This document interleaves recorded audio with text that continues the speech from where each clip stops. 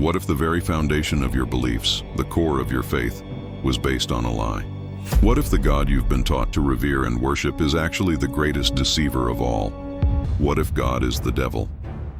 This provocative question has intrigued and horrified theologians, historians, and believers alike. At the center of this debate is the world's first Bible, an ancient text unearthed in a forgotten civilization, which suggests a version of the divine that is far darker and more complex than the God depicted in later religious scriptures. This text, often referred to as the Proto-Bible, offers a narrative that turns traditional religious understanding on its head, portraying a God whose actions and motives bear an unsettling resemblance to what we typically associate with the devil. The discovery of the Proto-Bible is nothing short of revolutionary. Unearthed in a remote archaeological site that once housed a lost civilization, this text is believed to predate the Hebrew Bible by several centuries. Unlike the texts that followed, which were carefully edited, translated, and adapted to align with emerging religious doctrines, the Proto-Bible presents a raw and unfiltered version of the divine. It offers insights into a time when the concepts of God and the devil were not as clearly defined as they are today. The scholars who first studied this ancient text were shocked by its content. Far from the benevolent, omniscient deity that dominates later religious texts, the God of the Proto-Bible, referred to as El Shaddai, is a figure of immense power, but also of great cruelty and deception. This depiction challenges the very notion of what it means to be divine and forces us to question the moral framework that underpins much of Western religious thought. To understand the radical nature of the Proto-Bible, it is essential to explore some of its most controversial passages. These examples highlight the ways in which this ancient text portrays God in a light that is eerily similar to the characteristics traditionally ascribed to the devil.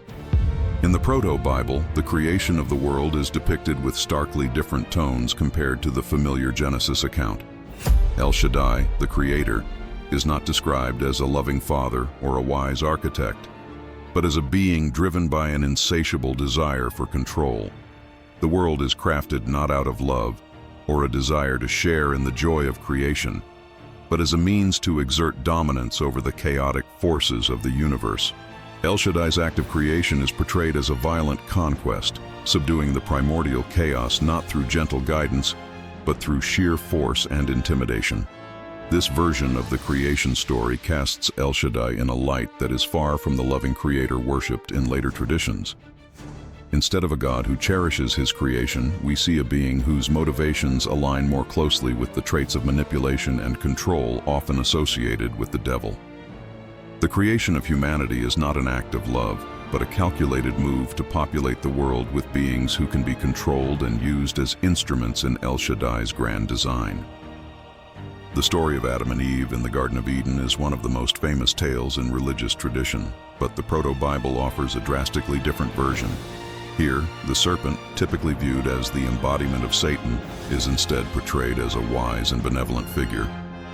The serpent is not a deceiver, but a truth-teller, warning Adam and Eve of the true nature of El Shaddai. It reveals that the forbidden fruit, far from being a source of sin, is actually a gateway to enlightenment, a means to free them from the oppressive rule of El Shaddai. When Adam and Eve eat the fruit, they do not fall into sin as described in later texts.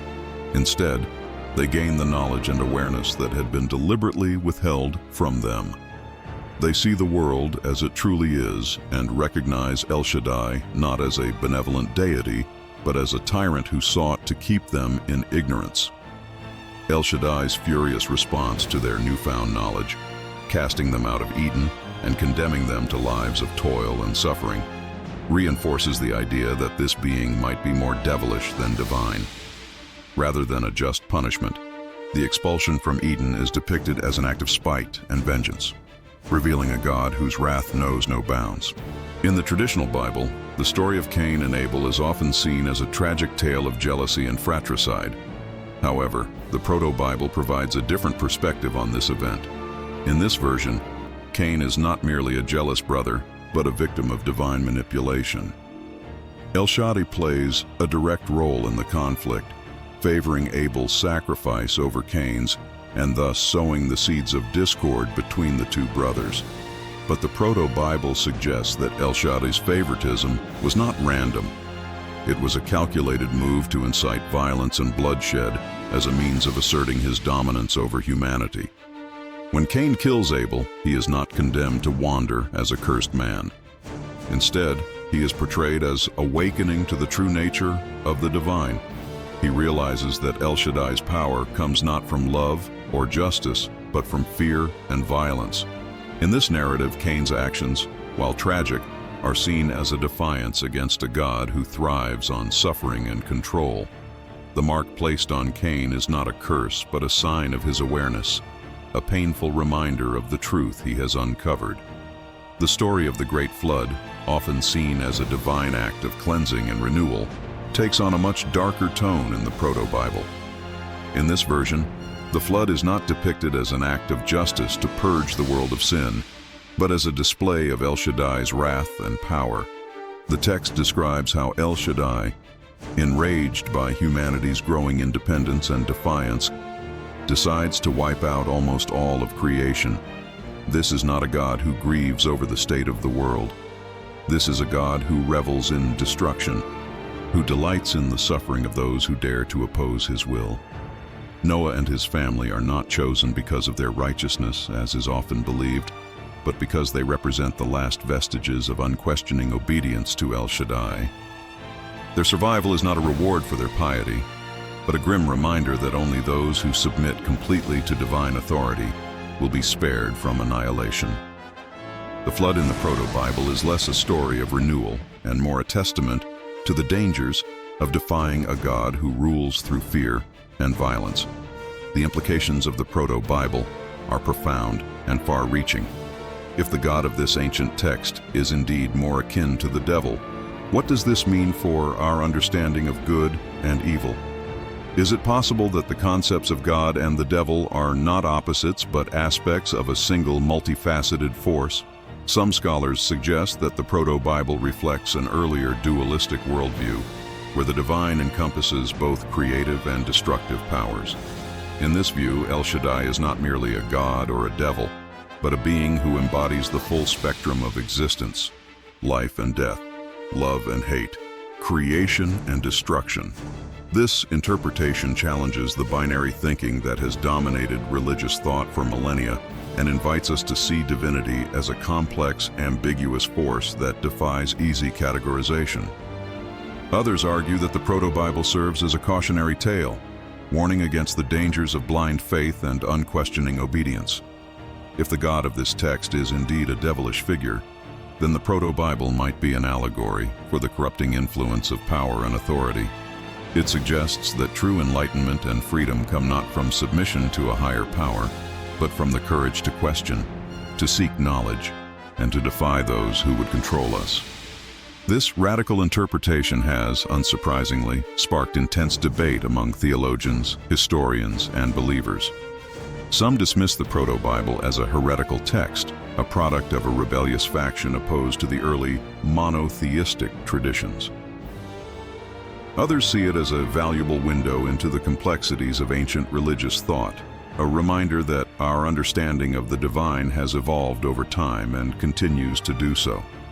The world's first Bible, the Proto-Bible, offers a narrative that is both shocking and thought-provoking.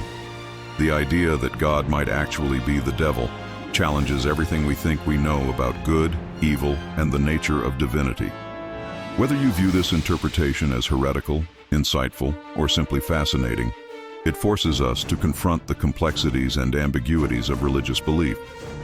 By examining the Proto-Bible's portrayal of God, we are reminded that religious texts are not static. They are living documents that reflect the beliefs, fears, and hopes of the people who created them. As we continue to explore ancient texts and reinterpret their meanings, we may find that the truths they contain are far more complex and enigmatic than we ever imagined. In the end, the question of whether God is the devil may be less important than the broader questions it raises about the nature of power, the dangers of blind faith, and the ever-present struggle between good and evil. Perhaps the true message of the Proto-Bible is not about labeling God as either good or evil, but about recognizing the duality within the divine and within ourselves.